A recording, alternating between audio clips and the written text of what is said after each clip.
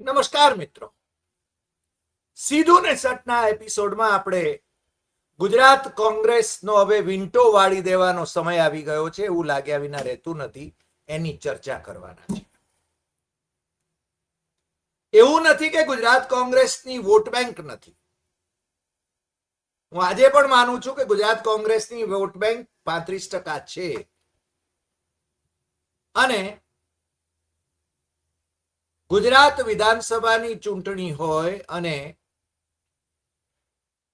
કોંગ્રેસ જો ગંભીરપણે લડે તો સત્તામાં પણ આવી શકે એમ છે. પરંતુ કોંગ્રેસના નેતાઓ, કોંગ્રેસના હોદ્દેદારો એ ભારતીય જનતા પાર્ટીના એજન્ટ તરીકે જ્યારે કામ કરતા હોય ત્યારે એનું અચ્યુતમ કેશવમ થવું સ્વાભાવિક છે. 2027ની વિધાનસભાની ચૂંટણીમાં ગુજરાતમાં મોદી અને શાહની ભારતીય જનતા પાર્ટીને અમે હરાવી દઈશું એવો ડિંગ રાહુલ ગાંધીએ હાંકી છે. પરંતુ આપણે અગાઉ પણ કહ્યું છે એમ કે ગુજરાત કોંગ્રેસના જે નેતાઓ છે એમણે એવો સંકલ્પ કરી લીધો છે કે રાહુલ ગાંધીનું નાક ગુજરાતમાં વાઢીને એમના હાથમાં આપી દેવું. અમે તો ઘણા વખતથી આ વાત કરતા હતા, પરંતુ ઉત્તર ગુજરાતના તમામ 6 જિલ્લાના હોદ્દેદારો, સાંસદ, ધારાસભ્ય, પૂર્વ ધારાસભ્ય, જિલ્લા પ્રમુખ એ હમણાં દિલ્હી ગયા અને કોંગ્રેસના અધ્યક્ષ મલ્લિકાર્જુન ખડગેને ઘેર એ ગુજરાત કોંગ્રેસની અવદશાના સંદર્ભમાં ચર્ચા કરીને દિલ્હીએ હાથ દઈને પાછા ફર્યા.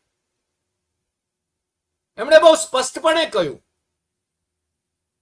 કે અત્યારે ગુજરાત વિધાનસભામાં 12 સભ્યો ધરાવતી ગુજરાતની કોંગ્રેસ એ 2027માં 6 સભ્યોની કોંગ્રેસ, 6 વિધાનસભ્યોની કોંગ્રેસ થઈ જાય તો બહુ આશ્ચર્ય નહીં થાય. મલ્લિકાર્જુન ખડગેને પક્ષની ચિંતા હોય એ સ્વાભાવિક છે, પરંતુ અહીંયા જે લોકો છે જે કોંગ્રેસ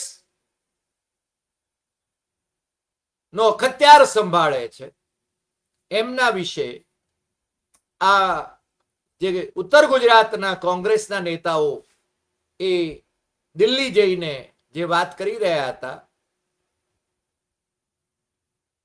એમની વાતને કેટલી વજૂદ આપશે એ કહેવું જરા મુશ્કેલ છે.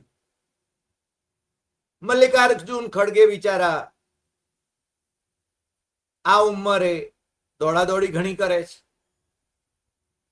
મોદી શાહની રેવડી દાણાદાણ કરી રહ્યા છે રાજ્યસભામાં, એ વિપક્ષના નેતા છે એટલે નિવેદનો એમના આક્રમક હોય છે. પરંતુ ગુજરાત કોંગ્રેસના નેતાઓ એ ભારતીય જનતા પાર્ટી સાથે મિલીભગત છે એ બાબત હવે તો એમના જ પક્ષના નેતાઓ કહી રહ્યા છે અને ખડગેને પણ જઈને એમણે કહ્યું. આમ તો ઉત્તર ગુજરાતના બનાસકાંઠાના કોંગ્રેસી સાંસદ ગેનીબેન ઠાકોર, પાટણના ધારાસભ્ય કિરીટ પટેલ, રાધનપુરના પૂર્વ ધારાસભ્ય રઘુ દેસાઈ, મહેસાણા જિલ્લા કોંગ્રેસના પ્રમુખ બળદેવજી ઠાકોર સહિતના નેતાઓ એ દિલ્હી ગયા હતા. એમણે સંસદમાં પણ કાર્યવાહી નિહાળવી હતી. કેટલાકને પ્રવેશ મળ્યો, કેટલાકને પ્રવેશ ન મળ્યો, પરંતુ એમનો ઈરાદો બહુ સ્પષ્ટ હતો કે પક્ષ પ્રમુખને ઘેર જઈને એમણે ગુજરાત કોંગ્રેસની અવદશા વિશે વાત કરવી. અમિત ચાવડાની નિયુક્તિને, પ્રદેશ પ્રમુખ તરીકેની નિયુક્તિને 1.5 વર્ષ થયા છતાં ન તો પીસીસી નું માળખું રચાયું છે, ન જિલ્લા સંગઠન રચાયું છે, ન યોગ્ય વ્યક્તિઓની નિમણૂકો થઈ છે, એવી વાત આ ઉત્તર ગુજરાતના કોંગ્રેસીઓએ મલ્લિકાર્જુન ખડગેને કાને નાખી. રાહુલ ગાંધી જૈનજી સાથે સંપર્ક સંબંધ સ્થાપિત કરી રહ્યા છે, સફળ પણ રહ્યા છે. મોદી શાહની ઊંઘ હરામ કરી રહ્યા છે. પરંતુ ગુજરાત કોંગ્રેસ ને નામે એમણે નાઈ નાખ્યું હોય એવું લાગ્યા વિના રહેતું નથી. ગુજરાત કોંગ્રેસ એમની નાલેશી કરશે એવું કદાચ એ સ્વીકારવા માંડ્યા છે.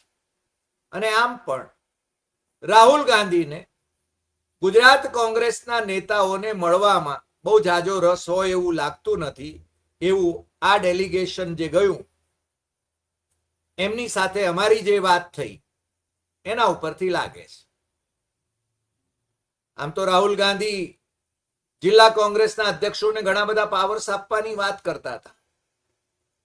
લંગડા ઘોડા, લગ્નના ઘોડા એને વખારે નાખીને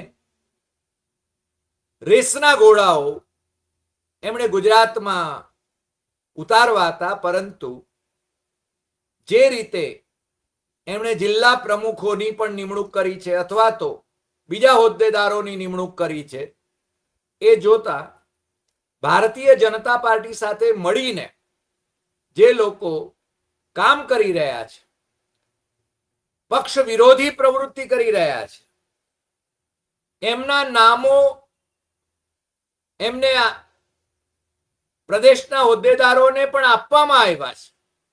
અને છતાં એવા લોકોને ટિકિટો આપવાનું કામ પણ પ્રદેશમાંથી થતું હોય તો પછી કોંગ્રેસનું નામું નંખાઈ જાય એમાં શું નવાઈ. હવે 2027ની ચૂંટણીને બહુ વાર નથી. કોંગ્રેસમાંથી મોટા ભાગના ધારાસભ્યો એ ભારતીય જનતા પાર્ટીમાં પહોંચી ગયા છે. રોકડા 12 ધારાસભ્યો રહ્યા છે. અમને આ ડેલિગેશનમાં જનારા એક મહાનુભાવે તો એટલે સુધી કહ્યું કે અમે ખડગેજીને બહુ સ્પષ્ટપણે કહી દીધું છે કે જો ગુજરાત કોંગ્રેસની અંદર પરિવર્તન નહીં લાવવામાં આવે, એટલે એનો અર્થ એ થયો કે એમણે ભલે એમ કહ્યું કે અમિત ચાવડાની વિરુદ્ધમાં અમે કોઈ ફરિયાદ નથી કરી, પરંતુ પરિવર્તન એટલે અમિત ચાવડાને હટાવવામાં નહીં આવે તો 12 ધારાસભ્યોમાંથી માત્ર 6 ધારાસભ્યોમાં જ કોંગ્રેસ સમેટાઈ જશે.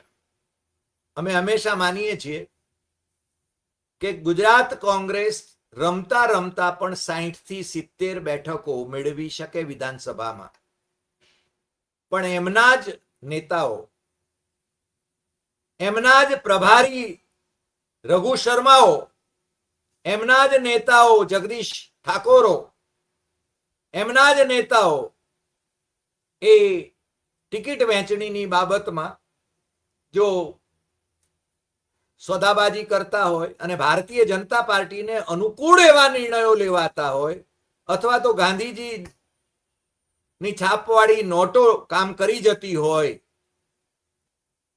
અને જમીનો લેવાતી હોય, સંપત્તિ વધારાતી હોય, કોંગ્રેસ ગરીબ છે પાર્ટી તરીકે. રાહુલ ગાંધીએ હમણાં કહ્યું અલ્હાબાદમાં, પ્રયાગરાજમાં કે ભારતીય જનતા પાર્ટીને બેંક બેલેન્સ હતું 150 કરોડ રૂપિયા, આજે 10,000 કરોડ રૂપિયા એ પહોંચ્યું છે એનું બેંક બેલેન્સ. કોંગ્રેસ સમૃદ્ધ પાર્ટી હતી, એના ખાતા પણ સીઝ કરી દેવામાં આવ્યા છે, પણ કોંગ્રેસીઓ જે છે, જેમણે સત્તાની મલાઈ ચાખી છે અને આજે પણ ભારતીય જનતા પાર્ટી સાથે મળીને સોદાબાજીની મલાઈ ચાટી રહ્યા છે, આવા કોંગ્રેસીઓ એ સમૃદ્ધ છે. કોંગ્રેસીઓ સમૃદ્ધ છે, કોંગ્રેસ ગરીબ છે. ગુજરાતમાં એ પરિસ્થિતિ તમે જોઈ શકો છો. ખેડૂત આંદોલનની વાત આવે ત્યારે પણ કોંગ્રેસીઓ કેટલા અદાણીના કે અંબાણીને માટે કામ કરી રહ્યા છે એ તમે જોઈ શકો છો. પણ પક્ષને માટે કામ કરવાની વાત આવે ત્યારે શું, એવો પ્રશ્ન તો થાય છે ને. એમાં પાછા બીચ મેં મેરા ચાંદભાઈ જેવા કેટલાક પાર્ટીના પુનર્ગઠન અથવા નવસર્જનની વાતો કરનારાઓ સુરતમાં સભાઓ યોજે અને પછી પાછા પોતાના કામ ધંધે વળી જાય. જેમને કોઈ, આમ આપણે ત્યાં કહેવત છે, કોઈ કૂતરાએ પૂછતું નથી, એવા લોકોને કોંગ્રેસે, પ્રદેશ કોંગ્રેસે હોદ્દેદાર બનાવ્યા છે, જે કોર્પોરેશનની ચૂંટણી પણ નથી જીતી શકતા, ન ધારાસભા જીતાડી શકે છે. એવા લોકો એમને કોંગ્રેસ હોદ્દેદાર બનાવે છે, પ્રદેશના હોદ્દેદાર. એમને દૂર કરવા જોઈએ, પણ એ દૂર કરી શકે એવી સ્થિતિમાં નથી. જેમની મથરાવટી મેલી છે, જે ભારતીય જનતા પાર્ટીના એજન્ટ તરીકે કામ કરે છે, જે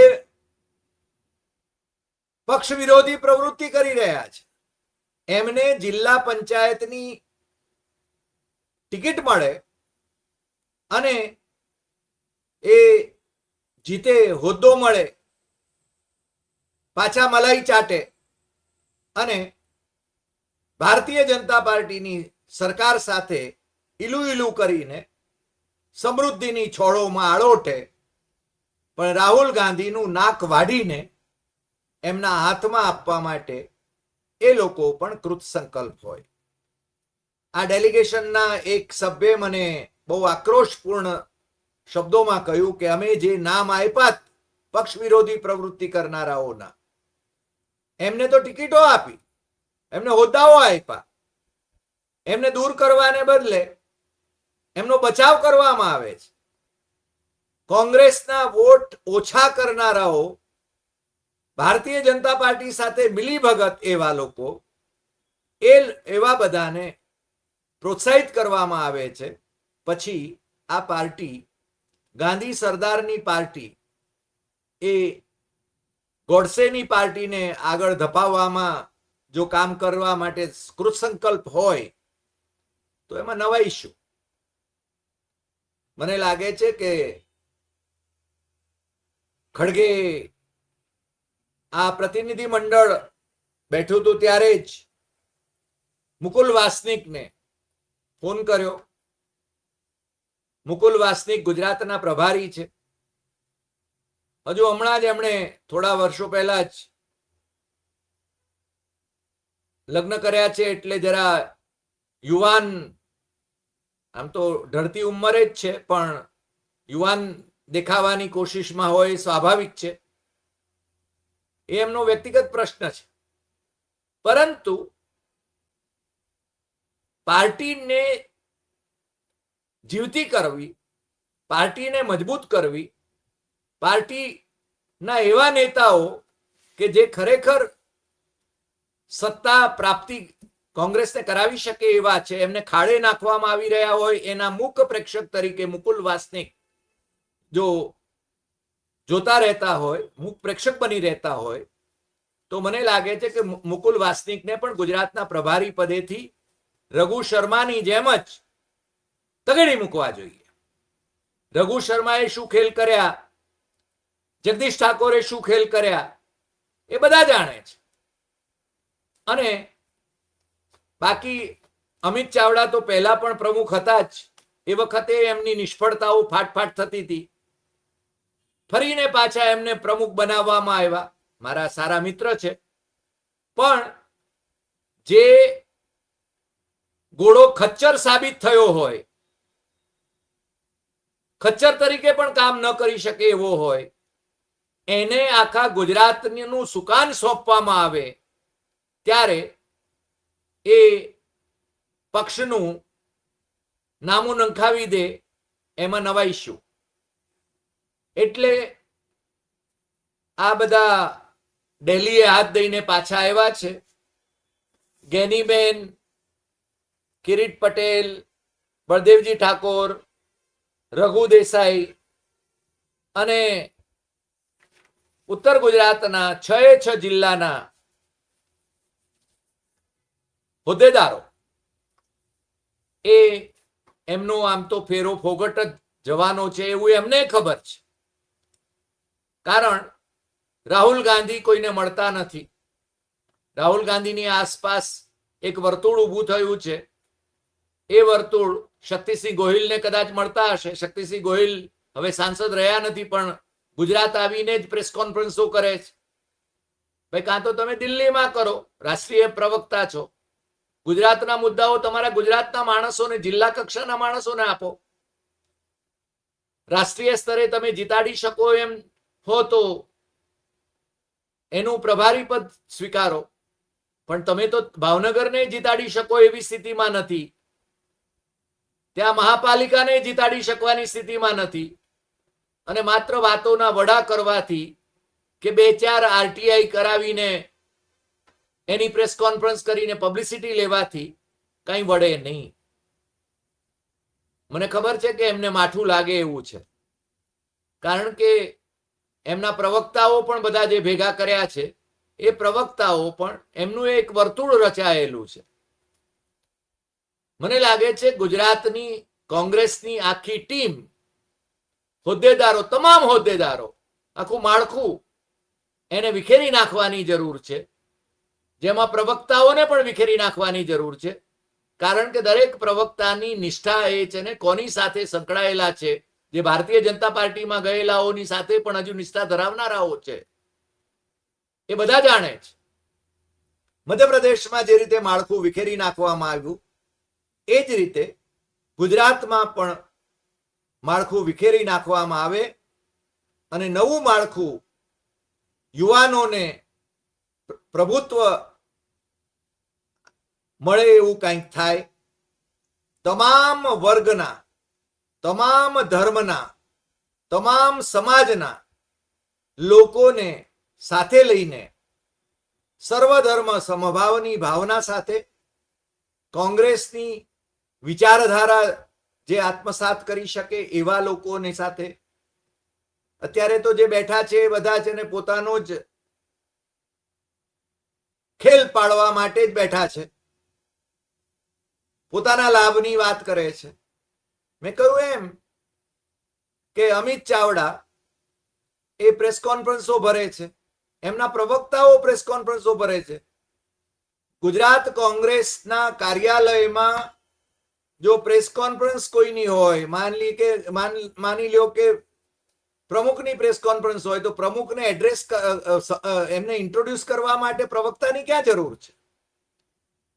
પ્રવક્તા ધારો કે રાખવામાં આવે તો એક હોય, 2 ખુરશીઓ હોય, પણ અહીંયા તો આખી ફોજ મંચ ઉપર હોય છે. અને જે પાર્ટી 30 વર્ષથી સત્તામાં નથી અને છતાં મંચ પર ટોળા ભેગા થાય છે, એમણે ખરેખર તો ઢાંકણીમાં પાણી લઈને ડૂબી મરવું જોઈએ, અથવા તો પાર્ટીને વિખેરી નાખવી જોઈએ. એવું કહેવામાં મને જરાય સંકોચ થતો નથી. મલ્લિકાર્જુન ખડગે કેટલા નિર્ણય લઈ શકશે, અથવા તો એમણે મુકુલ વાસનિક પાસેથી રિપોર્ટ માંગ્યો છે, પણ અહીંનો રિપોર્ટ એમના જ મળતિયાઓ કેવો આપશે એ તમે જાણો છો. એટલે કોંગ્રેસ ગુજરાતમાં ભૂસાઈ જાય અને ભારતીય જનતા પાર્ટીનું એક ચક્રી શાસન એ વધુ 5 વર્ષ માટે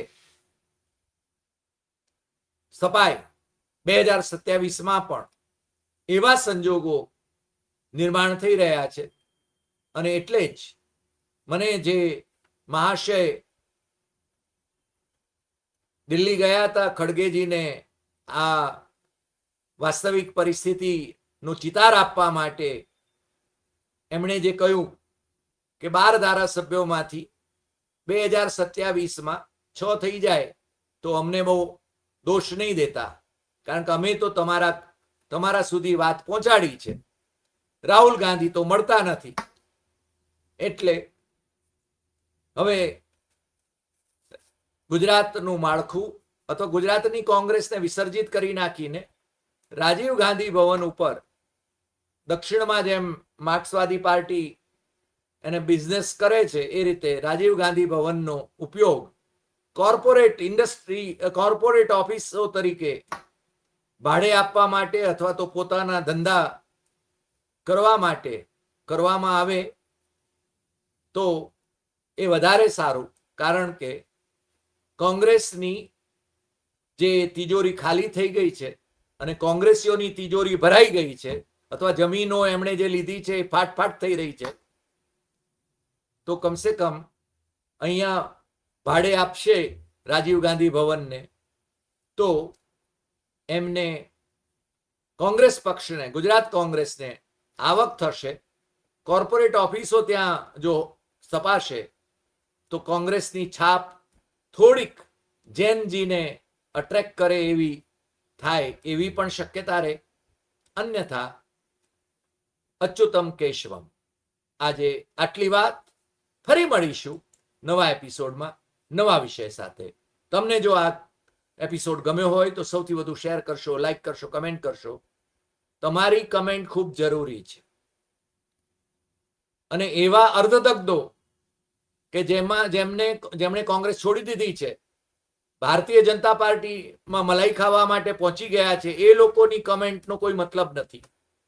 જે કોંગ્રેસીઓ છે, કોંગ્રેસમાં છે, એમની વેદના શું છે એ વેદના એ કમેન્ટ બોક્સમાં જો નોંધાય અને કોંગ્રેસના હાઈકમાન્ડને જો એનું દર્દ સમજાય તો જ ગનીમત. બાકી જે લોકોને કોંગ્રેસમાંથી કાઢી મૂક્યા છે અથવા તો જે લોકો કોંગ્રેસમાંથી ભારતીય જનતા પાર્ટીમાં કે આમ આદમી પાર્ટીમાં ગયા છે એ લોકો કંઈ કહે અને ઉપદેશ કરે અથવા તો ટીકા કરે રાહુલ ગાંધીની કે મલ્લિકાર્જુન ખડગેની કે અમિત ચાવડાની, તો એનો કોઈ મતલબ નથી. ફરી મળીશું નવા એપિસોડમાં નવા વિષય સાથે. નમસ્કાર.